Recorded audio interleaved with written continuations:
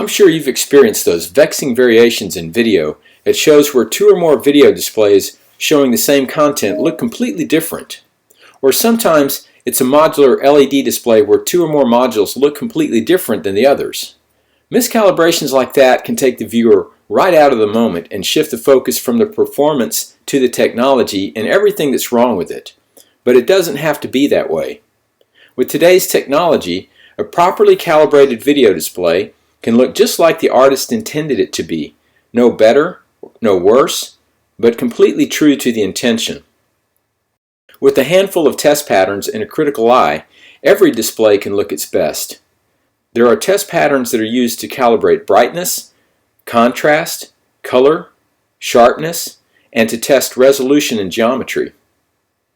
Before you calibrate a display, start by warming up the gear and adjusting the conditions of the viewing space. Turn on all the gear and let it warm up. Depending on the type of display, that could take anywhere from 5 to 15 minutes or more.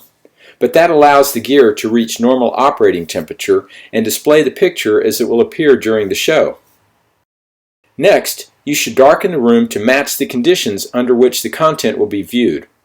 For a theater or concert, that usually means almost complete darkness.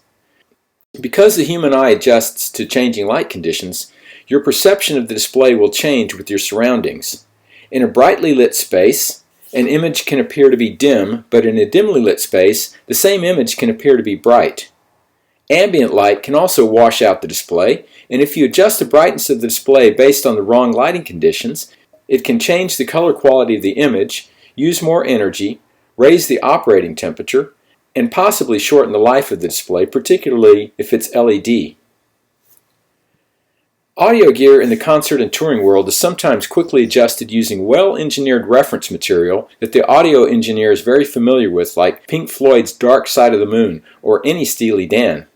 But when it comes to video, it's best to use test patterns. One such pattern is called a plugge for picture lineup generation equipment. This is used to adjust the black level of the display using the brightness control and setting it to the point where there is an absence of light in the reference bars located in the plugge pattern. In a typical plugge pattern, the background represents video black, and there are black bars of different black levels, typically 4% above black, 2% above black, and below black. Below black is allowed in video so the content that has areas below video black are not crushed or compressed. The correct setting for the brightness of the display is set by using the brightness control. First, turn up the brightness so that you can see all three black bars, and then lower it so that you can just see the 2% above black stripe, and the below black stripe is the same brightness as the background. Then the brightness should be set correctly with maximum clarity so that the luminance is not compressed or crushed. On some video projection screens, it can be difficult to adjust the brightness correctly because there's always some light falling on the screen. In those situations, a gray projection screen might offer a better solution. Once the brightness level has been set, the contrast can be adjusted using a reverse gray ramps pattern. Start off by turning the contrast all the way down and notice whether or not the black level changes.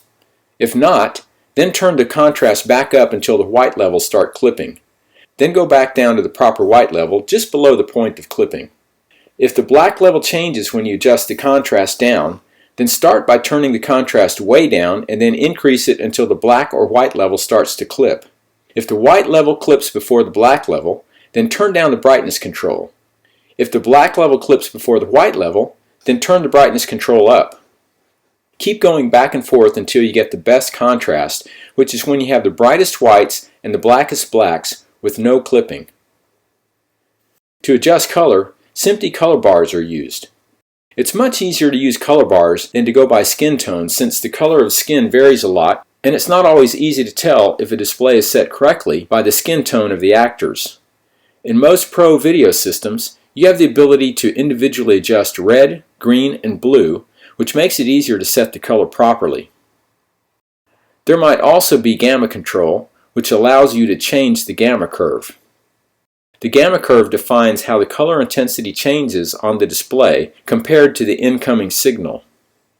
If you don't have the ability to individually adjust each color, then you have to rely on the color decoder, which should be either standard definition decoding, which is SMPTE 170M, or high definition decoding, which is SMPTE 296M.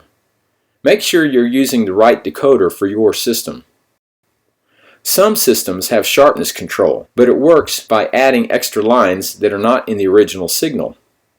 It's basically noise and creates artifacts that shouldn't be there.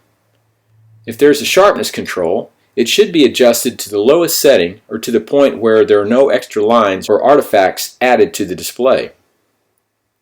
Sometimes the lowest setting can soften the picture, so make sure the sharpness control isn't set too low in your system. In some systems, the image may be larger than the display area. This comes from the broadcast industry when CRT displays would lose image size as the vacuum tubes aged.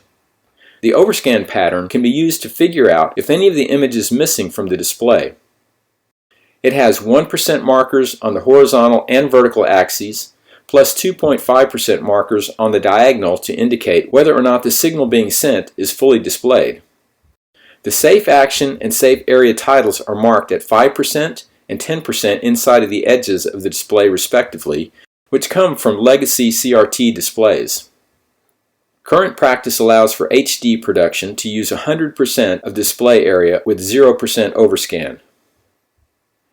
In the overscan pattern, there are also bright and dark markings with various rise times, which can cause electronic circuits to ring or resonate if they are sensitive to certain frequencies. That will indicate whether or not there are problems with the hardware that could translate to artifacts in the display.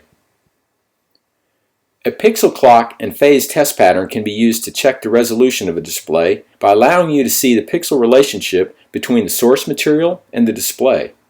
It looks correct if the display configuration of the source exactly matches that of the display. If they match, there will be a one-to-one relationship between the pixels in both, and the test pattern will reveal a repeating pattern of one pixel on and one pixel off. Otherwise, there will be an interference pattern created by the display. The test pattern can reveal artifacts like streaking and fold-over distortion or aliasing, which are weaknesses in some displays and some video display cards. Geometry test patterns serve to confirm the right aspect ratio is being used by the display. They can also be used to converge multiple projectors using edge blending. These test patterns can be found in various forms from various vendors. One good source is a DVD called Digital Video Essentials by Joe Kane Productions. There are 5 different versions, including DVE HD Basics, DVE Test and Demonstration Materials, DVE Pro, D-Theater, and DVD NTSC and PAL. The Blu-ray disc or DVD comes with the test patterns as well as red, green, and blue color filters to help you calibrate color in systems that don't have individual color control. It also includes a great tutorial explaining how to use each test pattern. And there's a great tutorial at www.sceniclabs.com/pages/how to use DVE HD Basics. Calibration starts with quality program material, and there are many good sources for good test patterns. Make sure your video inventory includes these tools. Calibration is not difficult, and it's the easiest way to get the most out of your video system. Don't allow your video presentation to be compromised by miscalibration.